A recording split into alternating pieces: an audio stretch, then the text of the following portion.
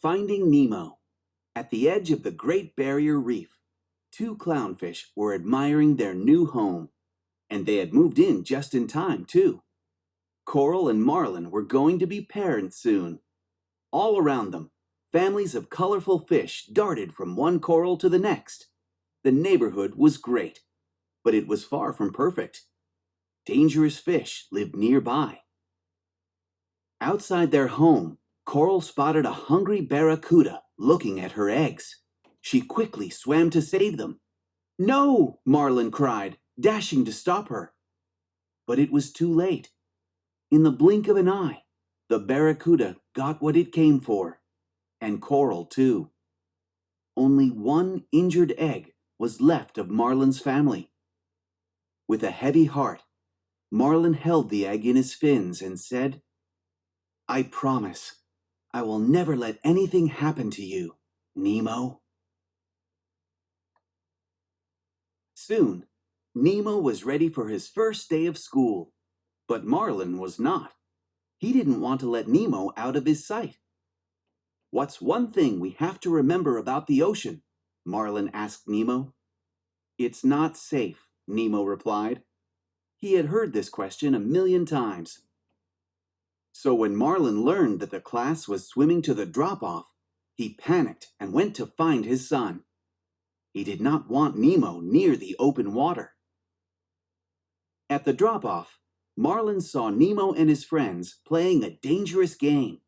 They were seeing who could swim closest to a boat in the open water.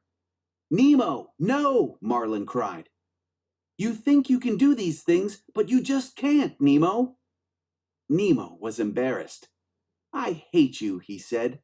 He swam out to the boat and touched it with his fin. Just as Nemo began to swim back, a diver appeared behind him and trapped him inside a net. "Dad, help me!" Nemo cried. He couldn't escape. The diver took Nemo back to the boat and sped off, accidentally knocking his scuba mask overboard. Marlin swam after the boat as quickly as he could, but he wasn't fast enough. Marlin lost sight of the boat and his son. Marlin felt helpless until he bumped into a friendly fish named Dory. She had seen where the boat went, but Dory didn't have the greatest memory in the sea. "I forget things almost instantly," she explained. "It runs in my family. Or at least I think it does." Marlin turned to swim away, but he bumped into a shark named Bruce.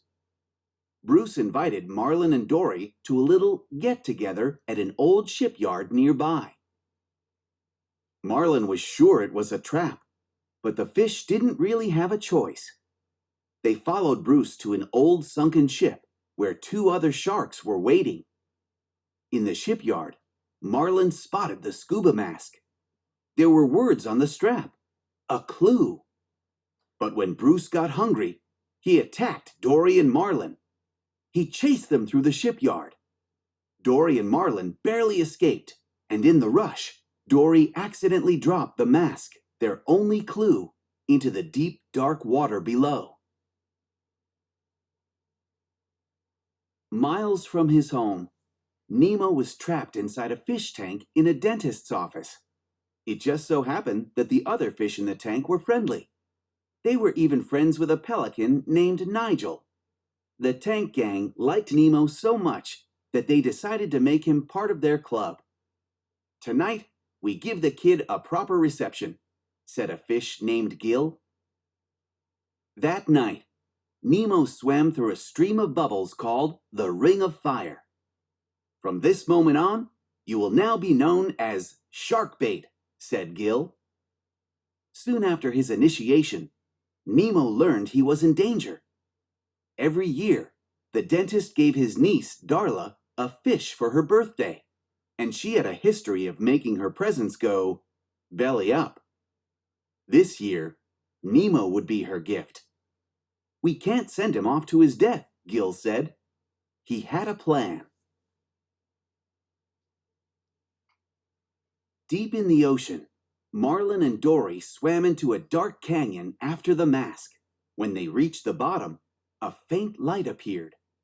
As the two friends got closer to the light, a scary fish with long, sharp teeth appeared. They swam away as fast as they could, but Dory spotted the mask. "Read it," Marlin cried, trying to distract the fish. "P. Sherman," she said, slowly making out the words. 42 Wallaby Way, Sydney. They finally knew where Nemo was. As Marlin and Dory swam toward Sydney, they bumped into a jellyfish. "Come here, little squishy," said Dory, but then it stung her. Suddenly, a forest of jellyfish appeared. Marlin knew they were in danger. To get through the jellyfish safely, Marlin suggested a friendly race. In a flash, they were zipping through the jellyfish and dodging deadly tentacles to reach the finish. But both fish got hurt. As Marlin's eyes began to close, he saw a giant sea turtle in the distance. Then, everything went black. Back in the dentist's office, Gil explained Nemo's role in his escape plan. "What we need you to do is take a pebble inside and jam the gears." The dentist would have to take the fish out of the tank to clean the dirty water. Once outside the tank, they would make their escape to the ocean. Gil's plan was working until the blade started spinning again, with Nemo stuck inside. He was being sucked back toward the blades. The tank gang managed to rescue him, but everyone agreed it was not safe to try Gil's escape plan again. When Marlin and Dory woke up, they learned that a family of giant sea turtles had saved them.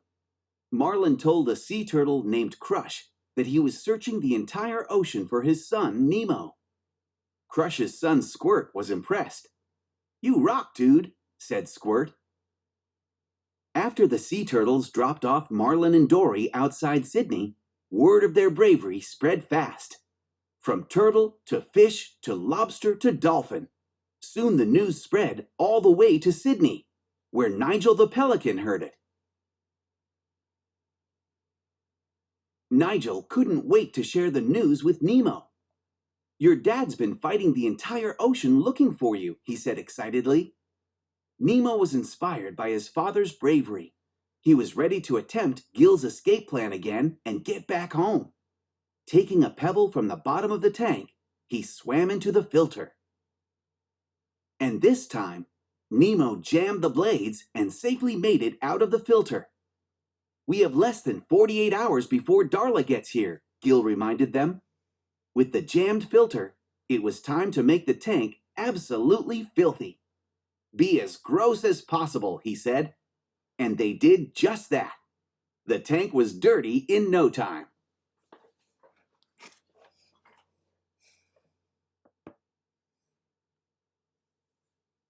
Outside Sydney, Marlin was beginning to think they were lost.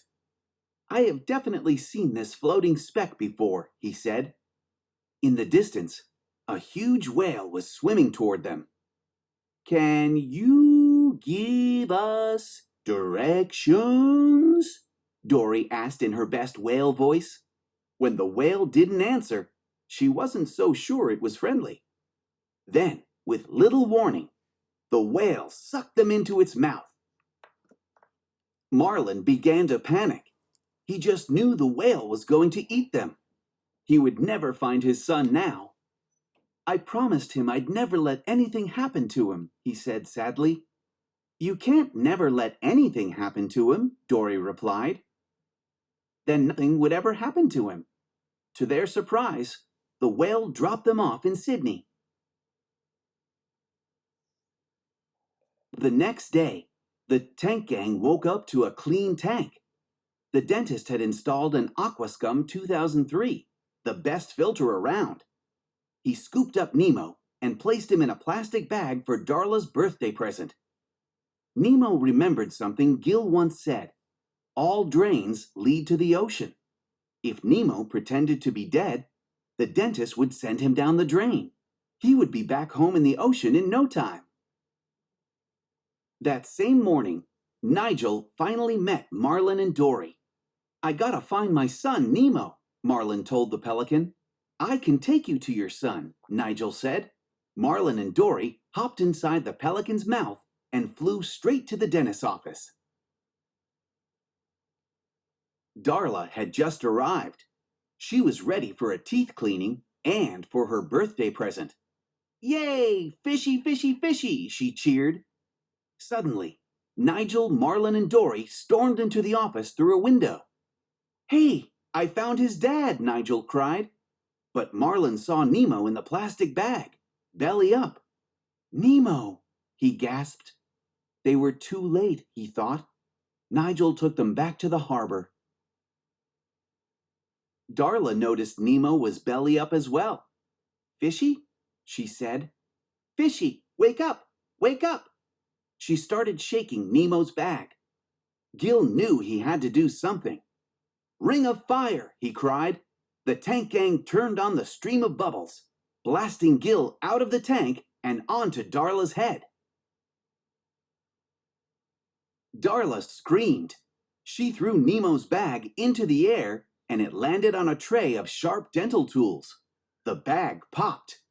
Gil flipped himself onto the tray beside Nemo, which sent Nemo flying toward the dentist sink and down the drain. "Tell your dad I said hi," he said weakly. Outside in the harbor, Marlin thought about Nemo. "It's over, Dory," he said. "We were too late. I'm going home now." With a heavy heart, he slowly started swimming back home, alone. "No, no, you can't," Dory cried when Marlin turned around. "I look at you and I'm home. Please," she begged. Marlin was her only friend, but Marlin was too heartbroken. He swam away. Without Marlin, Dory couldn't remember where she was or how she got there. Even when Nemo popped out from a nearby pipe and introduced himself, she didn't recognize the name. "Where are we anyways?" asked Nemo. "Sydney. P. Sherman, 42 Wallaby Way, Sydney," she cried, suddenly remembering all that had happened. "Nemo, it's you!" Together, Dory and Nemo searched for Marlin, who luckily hadn't gone too far. But as Marlin swam toward his son, a huge net surrounded Dory and some other fish. Nemo knew how to save them. "Tell all the fish to swim down," he said. All of the fish began swimming down. "Keep swimming, just keep swimming," Marlin instructed. It worked. Dory and the other fish escaped from the net, but Nemo was trapped underneath it. "It's okay. Daddy's here. Daddy's got you," Marlin said as he rushed to Nemo's side. "Dad," Nemo said weakly, "I don't hate you." Slowly, he gained back his strength. Together, Marlin, Dory, and Nemo made their way back home. A few weeks later, Nemo was getting ready for school again, and this time, Marlin was ready too. "Love you, Dad," said Nemo as he swam away to join his classmates. "I love you too, son. Now, go have an adventure," said Marlin. Back in Sydney, Gil and the gang were determined to reach the ocean. "I don't understand it," said the dentist when the Aquascum 2003 broke. The tank was filthy, so he placed the fish in plastic bags. When the dentist wasn't looking, they escaped. "Yay, we did it!" they cheered as they floated on the surface. "Now what?" asked one of the fish. It was time to think of a new plan.